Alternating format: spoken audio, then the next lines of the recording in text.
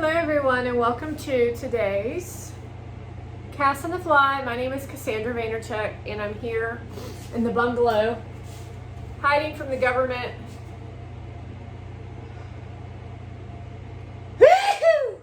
That's how you know there's evil around.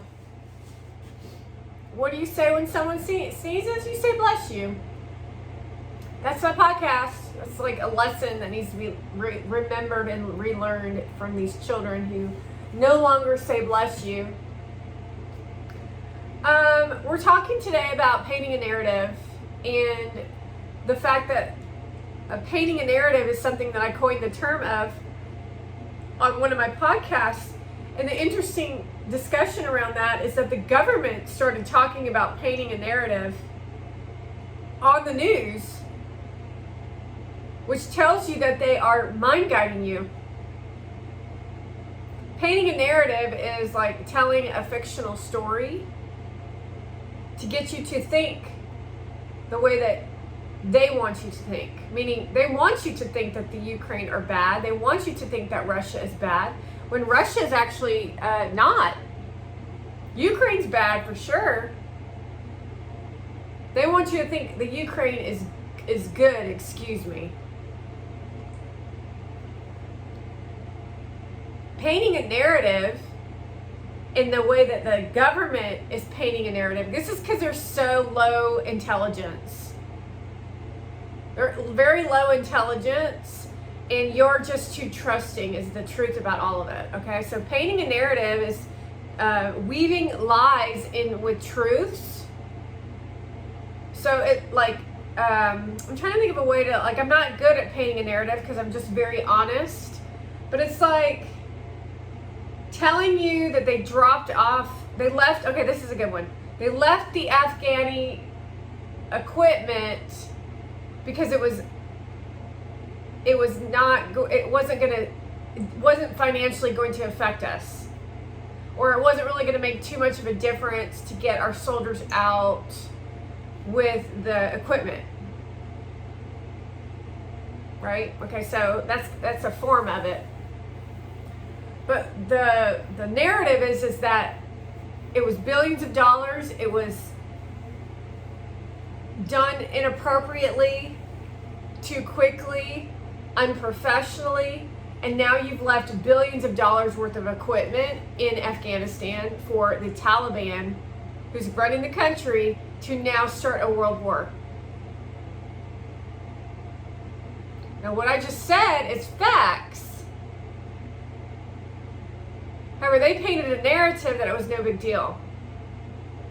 That's so they could fuel their agenda and their personality, and you support that. That's the crazy part of all. If we go back to the very beginning of politics and painting the narrative, and everything I'm saying here in this conversation has everything to do with the social media production of your content.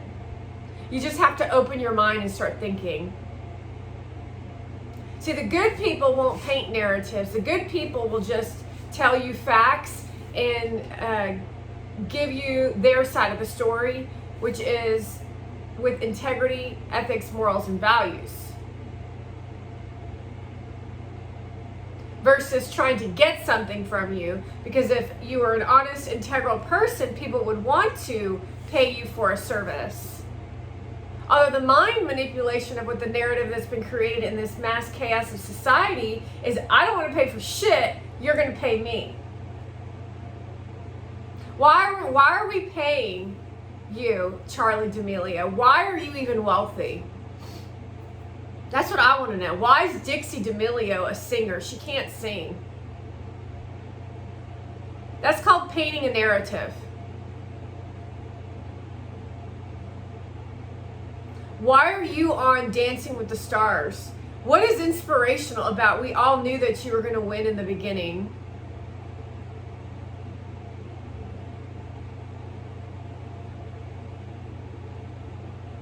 Paint your narratives.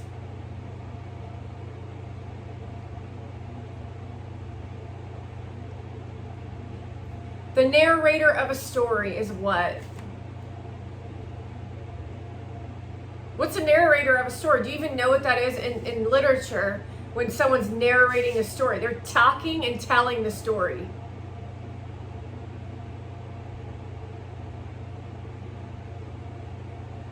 There's always a conflict, but in the narration of a story at the end, you want a solution. However, the new age of society with Game of Thrones, with The Walking Dead, with all these dumb television shows, there is no light at the end of the tunnel, is there? Painting the narrative of society. When the government decides something, Hollywood follows, and their careers are more important than the audience, and so they continue to produce trash content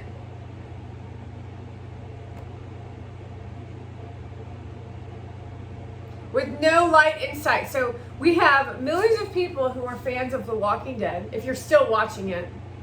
I don't think a lot of people are still watching it, to be honest with you. I'm not sure even why that show's still on. So instead of like showing people the virus is over to try to align it with life, they're instructed to continue the virus for what, 10, 15 years? Population's pretty much dead. So now humans are fighting humans, and there's no peace in sight. And that's how you painted the narrative for The Walking Dead.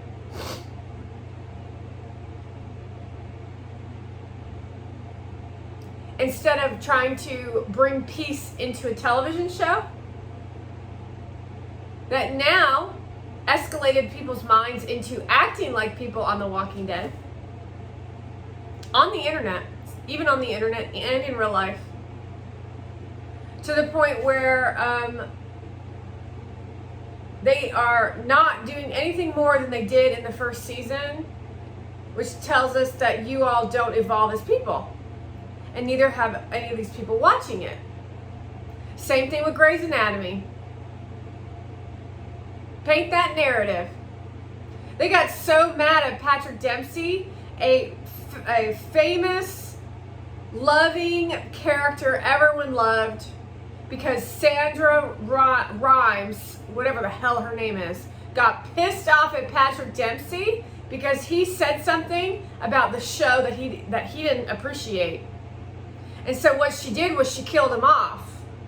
So it's kind of funny how all these doctors, how ridiculous this show became when they started just killing everyone off. Denny Duquette, to having a doctor kill the patient so that he can steal someone's, what was it, a kidney? And no repercussions. That woman should have lost her license. Not to mention she sped up the death of the character Denny. But that's because Sandra Rhimes, or whatever the hell your name is, decided that that was a good storyline. So the narrative in my mind for that story was that they were madly in love, and I missed the part where she killed him, and then I just lived in the fantasy land of him being so romantic and sweet.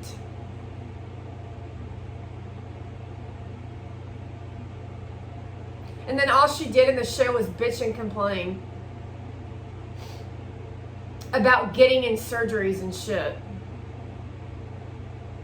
Wow, that's inspirational. You might have needed to take a little bit of education off of ER on how they did it.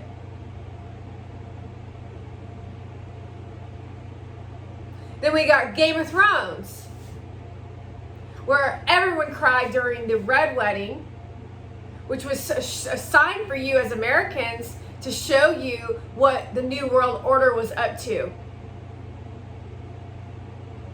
Red Wedding, they show up thinking everybody's agreeing to things, agreeable, and then they kill the good people, and the evil people thrive.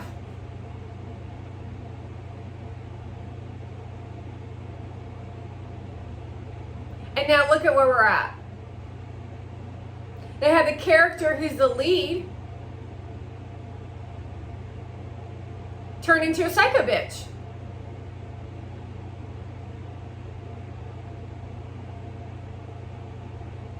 Painting a narrative for society based on your television series, because you all knew that we were all watching that shit. And if you wrote that in your novel, you a psycho bitch.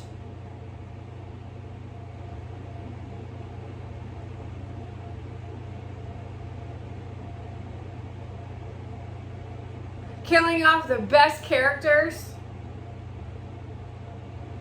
Always killing off all the good characters. Killing off the people that were loved by society to promote you, to promote money, to promote angst and anxiety and hurt. That's what you promoted. That's what Democrats promote. That's what internet promotes. So they find the path of least resistance, which is your vulnerabilities, and they dig in with a knife. Theirs is like slower though. Got one. I love when Kristen Cavallari talks about what a victim she is, of how she's done so many people wrong. We all know it's true, but she'll sit there and lie to your face, and then shoo, I'll let that shit go viral. So now we've got people like Kristen Cavallari and Big Titty Mona Van with boulders of bowling balls in her chest, bouncing around.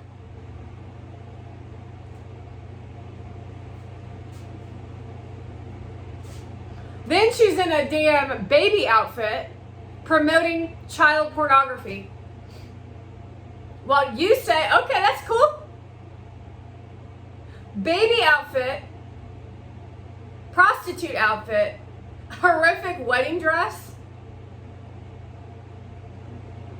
Do you know that's a sign of her trying to create a narrative in a subconscious form? I used to be a little girl, and then I was a teenager, and now I'm a bride. And then everyone's on her platform going, are you engaged? People that she's paid. Are you engaged? Are you married? Are you engaged? Are you married? Well, Gary, you say absolutely nothing. It's embarrassing. How fucking embarrassing can you fucking be, Mona Man? Painting the narrative. Gaslighting. That was a gaslighting post. Gaslighter. You're a gaslighter. That's what Kristen Cavallari is for millions of people. Gaslighting. And instead of standing up for humanity, anybody else who's involved in this shit, you sit there and you stay silent because you would rather sit in your shithole mansion with money rolling around like Donald Duck in your money, your gold, your glory, go into the fucking parties, than fight that Kristen Cavallari slut who literally ruins everyone's life, including her own kids. Because she can paint a narrative too. But the secret behind it is she's gaslighting everybody. Meaning when she posted that post about how she didn't do this and she didn't do that and she didn't do this, gaslighting. Because she'd been working it out with videos such as where she says, the best thing you could ever do to another woman is make her, or make him or her know that you're always on their mind. And that's what she teaches an audience. That's the same kind of shit Taylor Swift's teaching in her role in this whole shit. Talking as if women don't have equal rights. Really, let's take a look at how much money you have in your bank account, how much people you're controlling on your platform, you psycho Game of Thrones witch. Always the victim, Taylor. You're like a child in a woman's body. You still can't get over John Mayer. You still can't get over Jake. You still can't get over such and such. You sent him a baby gift. No, thank you. Stay out of my life. You do realize that when Sophia Turner received that baby gift, you literally started a fight. and she just had a baby, and she was postpartum likely. And that's the way you all operate in Hollywood, because Taylor wants to fuel her career instead of think about someone else's family. Then she has the nerve to say it on her Disney or Prime or whatever the hell show channel that was allowing her to share on her Crybaby album that you all love. You all love the Crybaby shit. I'm the victim, paint the narrative, I'm the victim. I'll support you in your victimization, now be my fan.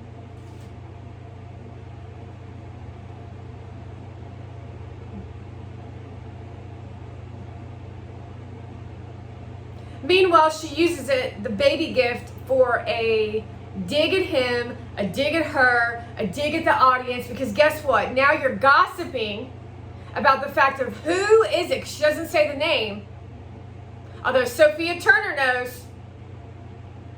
The person knows who got the gift. So she can create mystery around her career over a baby. And that's how sick you are in the head. Take a look at how she abuses another woman's wedding to some dude that she allegedly got burned by, who she's at the wedding where Blake Lively is directing this film. Allegedly. She ruins the cake, she ruins the wedding, and that's what a vindictive psychopath Blake Lively is. Because the person she actually wanted to marry apparently married someone else. So that means they have full control over your mind, your mind, your mind, your mind, because they can paint the narrative. And then you're relaxed in your life, meaning you don't actually act like you give a shit, but you give a shit. And then you're just like, I believe whatever they say, who gives a shit? Which then fuels them to gaslight, but now gaslighting has entered into your homes because of the internet. And there's no regulation on the internet except for the Democrats are always in the front. Because they're the worst gaslighters of all, and they have been their entire existence, which is why they split off from Red. Red wedding!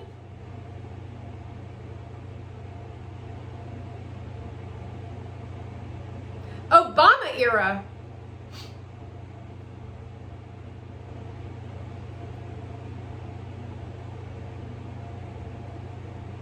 So y'all ain't good people, is all I can say. And y'all ain't standing up for the rights of children. So you run around with your bowling ball titties, running around New York in a place no one gives a shit about you, trying to create buzz around your product and shit. When it's clearly evident that each and every one of you are complete gaslighters. You're narcissistic, you're self-centered. You made Ryan Reynolds wear a baby shirt to New York Fashion Week. I'm not sure how you as a news article would even post that shit. Wearing matching outfits? Okay. You want to get that you don't talk about shit. You don't do shit to help anybody. Let's see. Someone that goes and helps a homeless shelter. Brad Pitt. You think maybe he was on probation for something? It happens to all of us too, by the way.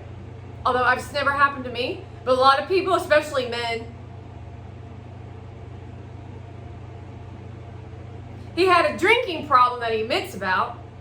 And then you see him working at a homeless shelter or some shit, moving boxes. And paparazzi are there. And so they make up a narrative to tell you that he's volunteering when he's being forced by the courts.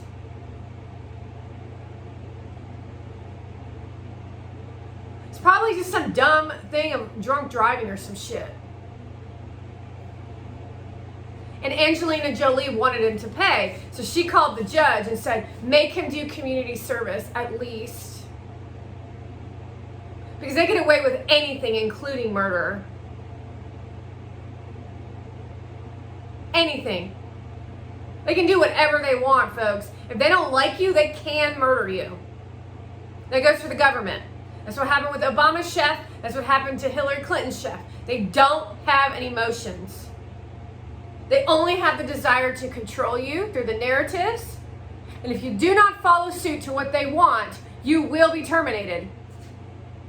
Just like the Terminator. They want a Terminator life where they separate. Rich over here, poor over here. You do the slop work. We're looking at Hunger Games, folks. That's the blue. That's the liberals. The liberals are the ones that are going to pop you off the street and sell you off so they can chop your limbs off for enjoyment. Heidi Klum enjoys having rooms in her parties where they force men into anal sex for fueling careers. That's not a painting of a narrative either. That's been talked about by people who've actually seen it.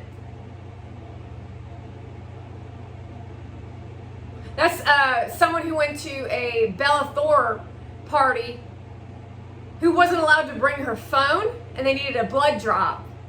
Then we heard Machine Gun Kelly and what's-her-face, Megan Fox, drinking each other's blood. They make that shit up in their head too, by the way.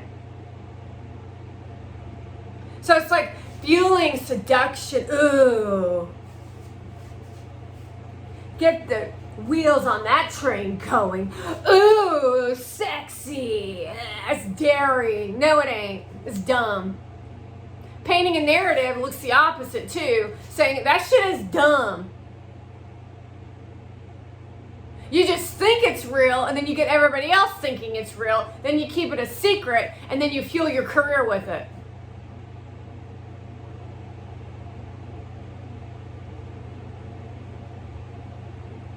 And that's what Hollywood's up to. Painting narratives, when a narrative is really just telling a story with facts. See, none of these people have any facts. Oh, let's see. Let me hear some facts about this Gary Vaynerchuk and Mona Van shit. Where did you meet? How did you meet? What's your relationship like? Let's hear some facts. I'm so in love with him. I'm so in love with him. I just could not do without him. He's so wonderful. I just want to be with him. Okay, really? Because it surely looks like a fucking miserable relationship. He looks fucking miserable. He's changed so much. They even say how zen he's become. That ain't Gary V. That's not his brand. That's not how he built his company. That is not what he represents. So now she's literally in her comment section, people are saying to her, in the podcast with Chloe Flowers, you've become so zen since you met Mona. Yeah, you become a fucking pussy.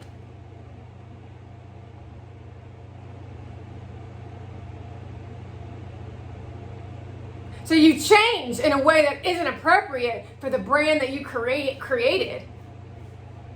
Understand that, folks. People can change you into a more empowered existence, or they can suppress you. And we're watching Gary V revert into the opposite. He's Russian. His father made him work at 14 years old for 12 hours, 6 or 7 days a week.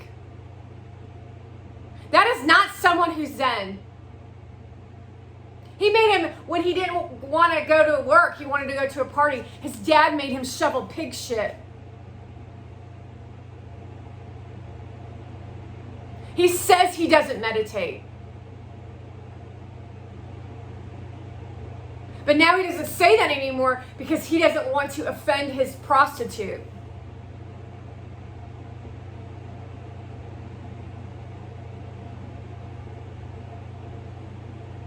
So you want to take a look at what narrative is really being painted here and what narrative they're trying to portray to you. Have you ever seen Gary pose in a fantasy photograph at Fashion Week?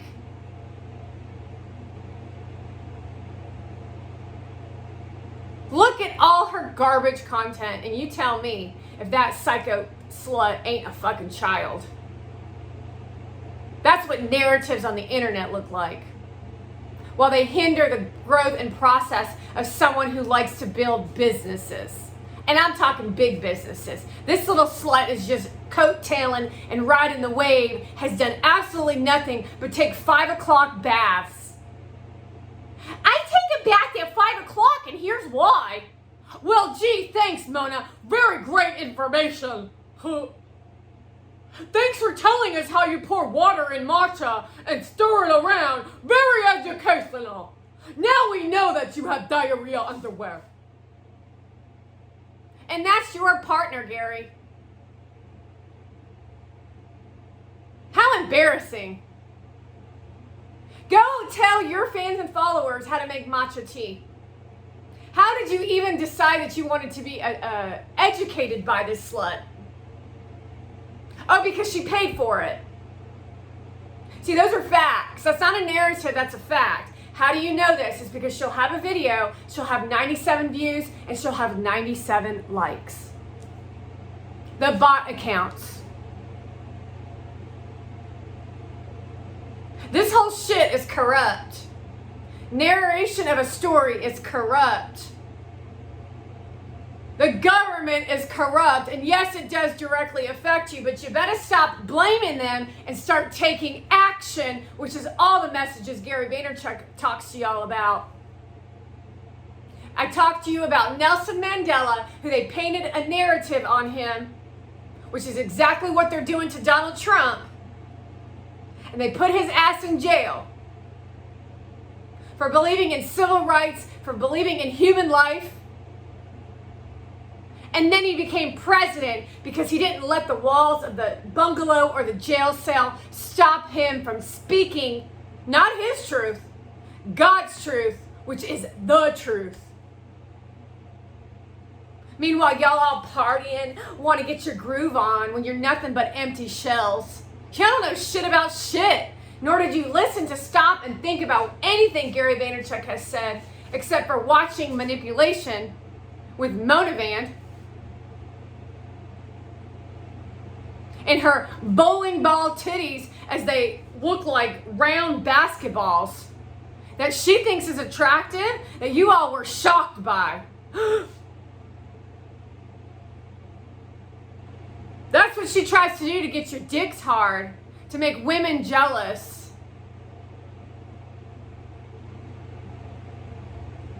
So you pay attention to really what's going on here and how the narratives of this country are destroying your children, the future of this country. That is a Persian. That's a fact. She was even talking about Persian matcha. Working with our own government to destroy Americans. Make sure you go take a look at my Snapchat, folks. I have a Snapchat now that I'm working. Thank you all for joining me on this discussion around narration and how it's a deadly game and how everyone's doing it. And that just because everybody's doing it means that if you don't do it, you'll actually stand out, you'll actually have longevity in life, and you'll have a life worth living. Keep painting the narrative that your life is so good when we all know for a fact you celebrities' lives are shit. Money ain't shit. And you better not forget that.